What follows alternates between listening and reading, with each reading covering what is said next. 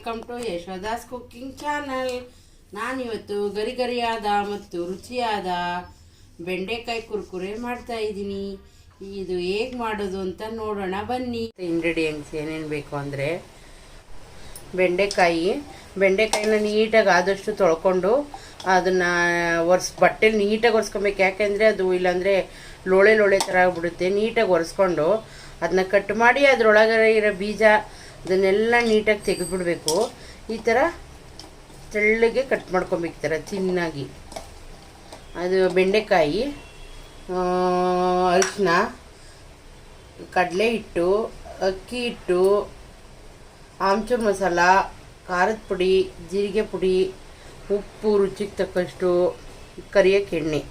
ಈಗ ಫಸ್ಟು ಎಣ್ಣೆ ಕಾಯಕ್ಕೆ ಇಡ್ತೀನಿ. ಇದೆಲ್ಲ ಮಿಕ್ಸ್ ಮಾಡ್ಕೊಳ್ಳೋಷ್ಟಕ್ಕೆ ಎಣ್ಣೆ ಕಾಯುತ್ತೆ.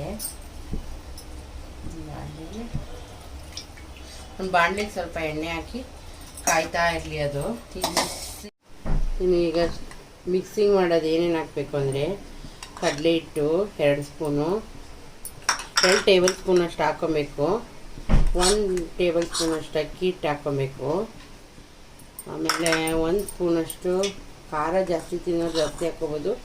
ನಾವು ಸ್ವಲ್ಪ ತಿನ್ನೋದ್ರಿಂದ ಇದಕ್ಕೆ ಯಾವ ಕಲರು ಬೆರೆಸಲ್ಲ ನಾನು.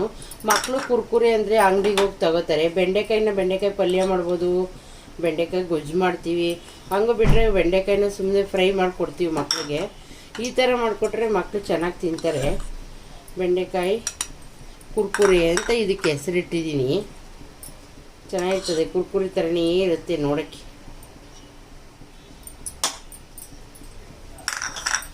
ರುಚಿಗೆ ತಕ್ಕಷ್ಟು ಉಪ್ಪು.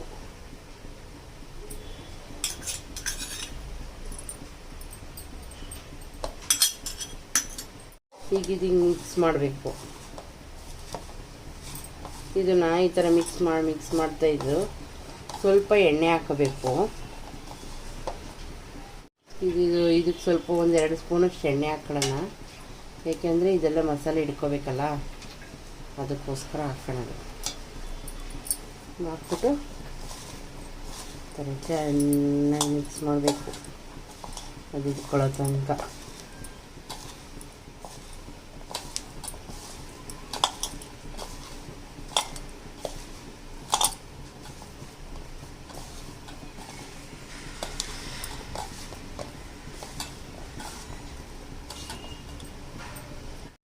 ನೋಡಿ, ಈ ಥರ ಫುಲ್ ಚೆನ್ನಾಗಿ ಮಿಕ್ಸ್ ಮಾಡ್ಕೊಂಡ್ರೆ ಅದು ಫುಲ್ ಚೆನ್ನಾಗಿ ಕಚ್ಕೊಂಡು ಉಪ್ಪು, ಖಾರ, ಹುಳಿ, ಮಕ್ಕಳಿಗೆ ಬಾಯಿಗೆ ಹುಳಿಯಾಗಿ ಖಾರ. ನಾವು ಕುರ್ಕುರೆ ಅಂದಿದ ತಕ್ಷಣ ಇದು ಅಂಗಡಿ ಸಿಗುತ್ತಲ್ಲ ಆ ಥರ ಕುರ್ಕುರೆ ಅನ್ಕೋಬೇಡಿ. ಇದು ಹೆಲ್ದಿಯಾಗಿರೋಂಥ ಕುರ್ಕುರೆ ಮಾಡ್ತಾಯಿದ್ದೀನಿ ನಾನು, ಬೆಂಡೆಕಾಯಿ ಕುರ್ಕುರೆ. ಇದು ಆಲೂಗಡ್ಡೆದು ಇದು ಮಾಡ್ಬೋದಲ್ಲ, ಅದೇ ಥರ. ಆದರೆ ಆಲೂಗಡ್ಡೆದು ಒಂಥರ ಡಿಫ್ರೆಂಟಾಗಿರುತ್ತೆ, ಇದು ಇನ್ನೊಂದು ಸ್ವಲ್ಪ ಡಿಫ್ರೆಂಟಾಗಿರುತ್ತೆ. ಇದು ಈಸಿ. ಬೆಂಡೆಕಾಯಿ, ಉಪ್ಪು, ಖಾರ, ಅಕ್ಕಿ ಪುಡಿ ಅದೆಲ್ಲ ಇದ್ದರೆ ಬೇಗ ಮಾಡಿ ಕೊಡ್ಬೋದು ಮಕ್ಕಳಿಗೆ. ಬಾಕ್ಸ್ಗೂ ಕೊಟ್ಟರೆ ತಿಂತಾರೆ. ಈಗೆಲ್ಲ ಮದುವೆ ಮನೆಯಲ್ಲೂ ಇದೊಂದು ರೆಸಿಪಿ ಥರ ಮಾಡ್ತಾರೆ. ಇವಾಗ ಫ್ರೈ ಮಾಡಿ ಹಾಕ್ತಾರೆ ಮದುವೆಗಳಲ್ಲೆಲ್ಲ. ನಾನು ಅದನ್ನೇ ಮಕ್ಳಿಗೋಸ್ಕರ ಚಿಕ್ಕದಾಗಿ ಕಟ್ ಮಾಡಿ ಚಿಕ್ಕದಾಗಿ ಮಾಡ್ತಾ ಇದ್ದೀನಿ. ನಾನು ಬೆಂಡೆಕಾಯಲ್ಲಿ ಬೀಜ ತೆಗಿಯೋದು ಮರ್ತೋದೆ ಹೇಳೋಕ್ಕೆ. ಇದರಲ್ಲಿ ಬೀಜ ಇರಬಾರ್ದು, ಬೀಜ ಎಲ್ಲ ತೆಗೆದುಬಿಡ್ಬೇಕು, ಆಯಿತಾ? ಬೀಜ ತೆಗೆದುಬಿಟ್ಟು ನೀಟಾಗಿ ಈ ಥರ ನೋಡಿ ಎಲ್ಲ ಅದರಲ್ಲಿ ಇಟ್ಕೊಂಡಿದೆ, ಖಾರ, ಉಪ್ಪು ಎಲ್ಲನೂ. ಅದನ್ನ ಇವಾಗ ಎಣ್ಣೆಗೆ ಹಾಕಿ ಫ್ರೈ ಮಾಡ್ತಾ ಇದ್ದರೆ, ಈಗ ಎಣ್ಣೆ ಕಾಯ್ದಿದೆಯಾ ಅಂತ ನೋಡ್ತೀನಿ. ಇವಾಗ ಎಣ್ಣೆ ಕಾಯ್ದಿದೆ.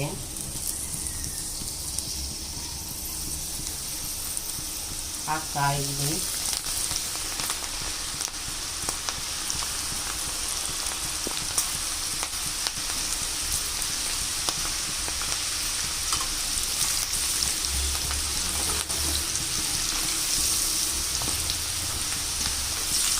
ಎಲ್ಲ ಚೆನ್ನಾಗಿ ಫ್ರೈ ಆದಮೇಲೆ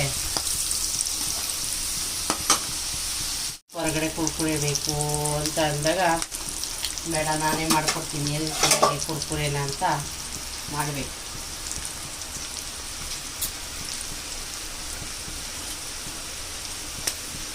ನಾನು ತೆಗಿತಾ ಇದ್ದೀನಿ. ಈಗ ನೋಡಿ, ಈ ಥರ ಬೇಯಬೇಕು, ಚೆನ್ನಾಗಿರುತ್ತೆ. ಬೇಕಾದರೆ ನೀವು ಕಾಶ್ಮೀರಿ ಚಿಲ್ಲಿ ಪೌಡರ್ ಹಾಕೊಂಡ್ರೆ ರೆಡ್ಡಿಗಿರುತ್ತೆ.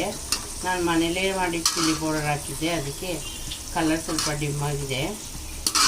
ಖಾರ ಮಾತ್ರ ಹಾಕಿದ್ದೀನಿ, ಖಾರ ಇದೆ ಇದರಲ್ಲಿ. ಖಾರ, ಉಪ್ಪು, ಹುಳಿ, ಜೀರಿಗೆ ಎಲ್ಲ ಇದೆ ಇದರಲ್ಲಿ. ಮಕ್ಳಿಗೆ ಬೇಕಾದ ಐಟಮ್ಸ್ ಎಲ್ಲ ಚೆನ್ನಾಗಿ ಇದೆ. ಬೆಂಡೆಕಾಯಿ ಕುರ್ಕುರೆ ರೆಡಿ. ನೀವು ನಿಮ್ಮ ಮನೆಯಲ್ಲಿ ಟ್ರೈ ಮಾಡಿ, ಹೇಗಿತ್ತು ಅಂತ ಕಾಮೆಂಟ್ ಮಾಡಿ. ಕಾಮೆಂಟ್ ಬಾಕ್ಸ್ನಲ್ಲಿ ತಿಳಿಸಿ. ನಿಮಗೆ ಈ ವಿಡಿಯೋ ಇಷ್ಟ ಆದಲ್ಲಿ ಲೈಕ್ ಮಾಡಿ, ಶೇರ್ ಮಾಡಿ, ಸಬ್ಸ್ಕ್ರೈಬ್ ಮಾಡಿ, ಪಕ್ಕದಲ್ಲಿರುವ ಬೆಲ್ ಐಕಾನ್ನ ಕ್ಲಿಕ್ ಮಾಡಿ.